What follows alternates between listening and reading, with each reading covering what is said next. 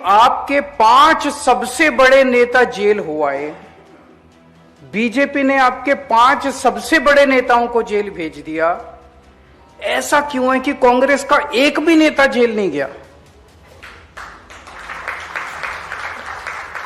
India गठबंधन से बाहर होने के ऐलान के बाद दिल्ली के पूर्व सीएम और आम आदमी पार्टी के मुखिया अरविंद केजरीवाल फिर से अपने उसी पुराने तेवर में लौट आए हैं, जो तेवर दिल्ली विधानसभा चुनाव हारने से पहले थे।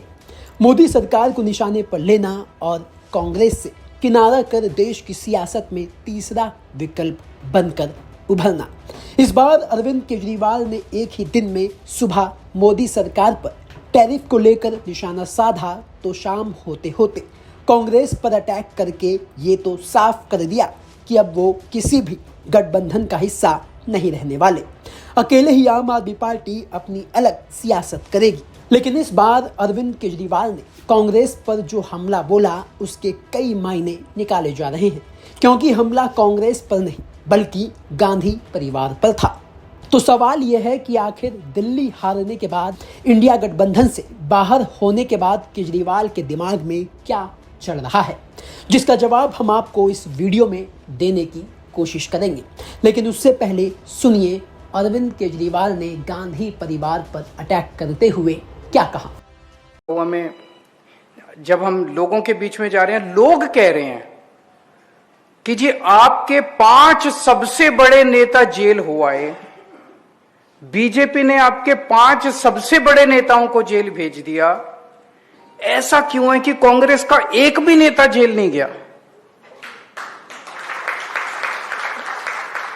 भाई ये इतना शोर मचा रहे हैं, नेशनल हेराल्ड हो गया, नेशनल हेराल्ड हो गया, नेशनल हेराल्ड हो गया।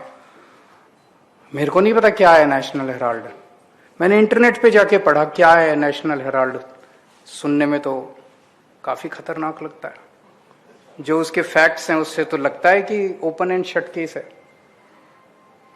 हमारे को बिल्कुल फर्जी केस बना के, कंप्लीटली फर्जी केस बना के हमारे को इन्होंने जेल भेज दिया। उनमें से कोई, गांधी परिवार से कोई जेल नहीं गया अभी तक। मेरे को वो भी सुब्रमण्यम स्वामी का इंटरव्यू पढ़ रहा था मैं। उस इंटरव्यू में पता नहीं वो कौन सा केस कह रहा था।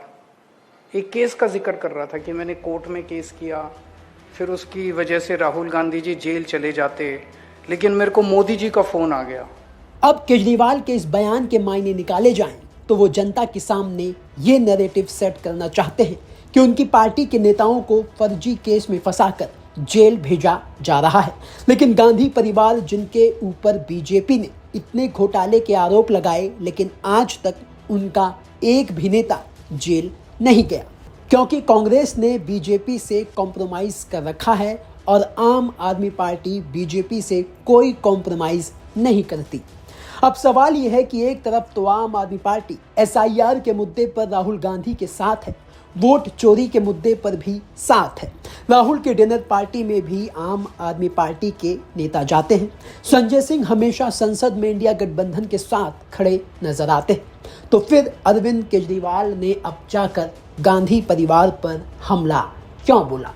क्या है इसके पीछे की सियासत? चलिए वो आपको अब समझाते हैं। तो इस सवाल का जवाब यह है कि आज की तारीख में राहुल गांधी विपक्षी खेमे के निर्विवाद नेता बनते जा रहे हैं और विपक्ष की तरफ से प्रधानमंत्री मोदी को टक्कर देने वाले अकेले नेता बन गए हैं। बिहार चुनाव में यात्रा निकाल रहे राहुल के साथ तेजस्वी तो हैं ही, साथ ही उन्हें एमके स्टालिन से लेकर अखिलेश यादव तक का पूरा सपोर्ट मिल रहा है। जबकि 6 महीने पहले हुए विधानसभा चुनाव में राहुल गांधी को छोड़ अखिलेश यादव और ममता बनर्जी ने अरविंद केजरीवाल को सपोर्ट किया था। जाहिर सी बात है कि इंडिया गठबंधन से बाहर निकलने के बाद अब अरविंद केजरीवाल अकेले पड़ गए हैं। समूचा विपक्ष राहुल गांधी के साथ खड़ा है, तो अब अरविंद केजरीवाल फाइनली ये डिसाइड कर चुके हैं कि उन्हें देश की सियासत में अकेले ही चलना है, अकेले ही सियासी लड़ाई आम आदमी पार्टी को लड़नी है, वो भी बिना किसी गठबंधन के। दरअसल अरविंद केजरीवाल को अब ये एहसास हो चुका है कि राहुल गांधी से अलायंस कर अरविंद केजरीवाल को दिल्ली में तो फायदा नहीं हुआ बल्कि पंजाब में उल्टा नुकसान हो गया।